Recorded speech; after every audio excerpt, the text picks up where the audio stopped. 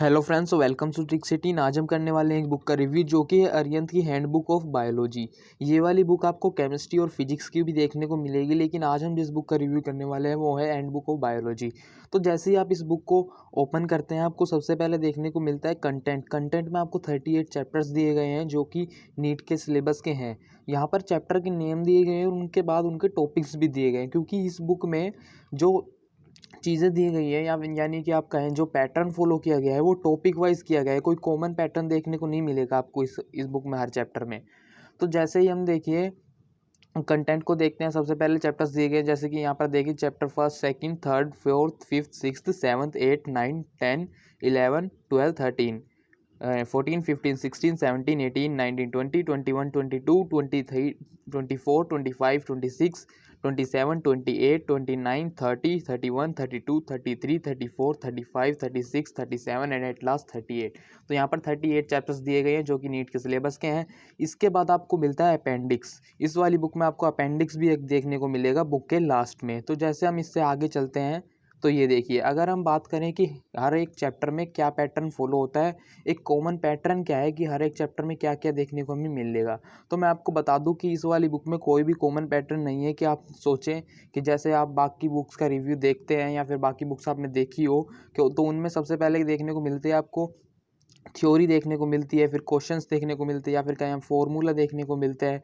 तो ऐसा इसमें कुछ भी नहीं है। इसमें क्या है, टॉपिक वाइज चीज़ें दी गई हैं, यानी कि आपको हर एक चैप्टर में अलग पैटर्न देखने को मिलेगा, टॉपिक वाइज चीज़ें मिलेंगी।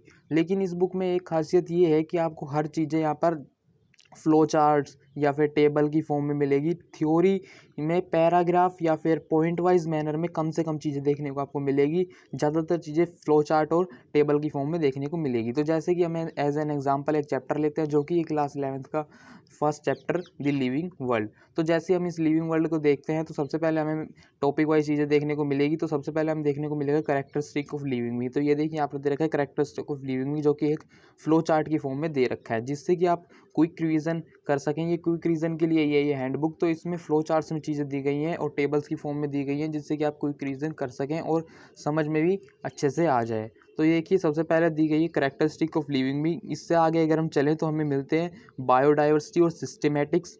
इसके आगे अगर हम बात करें तो हमें मिलते हैं टैक्सोनॉमी, और यहाँ पर हमारी होती है टैक्सोनॉमी का एंड। और फिर इसके बाद अगर हम बात करें तो यहाँ पर सबसे लास्ट में मिलते हैं टैक्सोनॉमिक एड्स। तो ये तो था कि हमें हर चैप्टर में क्या क्या मिलता है। अब जैसे ही आप इस क्लास का, जैसे कि क्लास 11th का बायोलॉजी का चैप्टर सेकंड देखेंगे जो कि है बायोलॉजिकल क्लासिफिकेशन, उसमें भी आपको अलग पैटर्न देखने को मिलेगा, यानी कि टॉपिक वाइज चीज़ें मिलेंगी, कोई कॉमन पैटर्न फॉलो नहीं होगा। अगर इससे आगे हम बात करें तो हमें देखने को मिलेगा इस बुक के लास्ट में एक अपेंडिक्स। अपेंडिक्स में क्या क्या देखने को मिलेगा, तो अपेंडिक्स 3 पार्ट में डिवाइड है। तो सबसे पहले अपेंडिक्स में देखने को मिलेगा आपको प्लेन्स ऑफ बॉडी, जिसमें प्लेन्स ऑफ बॉडी दिए गए। जो सेकंड पार्ट है अपेंडिक्स का, उसमें आपको देखने को मिलेगा comparison between compound microscope, transmission electron microscope and scanning electron microscope. इसके लास्ट में जो थर्ड पार्ट है अपेंडिक्स का, उसमें आपको देखने को मिलेगा important plant and products. Important plant and products में आपको क्या क्या चीज़ें देखने को मिलेंगी, तो जो पहली है वो है फूड यील्डिंग प्लांट्स के बारे में आपको पता चलेगा। जो सेकंड है वो है स्पाइसेस एंड कंडेमेंट्स के बारे में आपको पता चलेगा। इसके बाद आपको एडिबल ऑयल्स के बारे में पता चलेगा। फिर है टिम्बर यील्ड प्लांट्स, इसके बाद है मेडिसिनल प्लांट्स, और उसके बाद है शुगर यील्डिंग प्लांट्स। और यहाँ पर हमारा बुक का रिव्यू होता है ख़त्म। बुक का रिव्यू कैसा लगा कमेंट सेक्शन में ज़रूर बताएं, और ये भी बताएं कि हमें नेक्स्ट बुक रिव्यू किस बुक पर बनाना चाहिए। तो thanks for watching this video.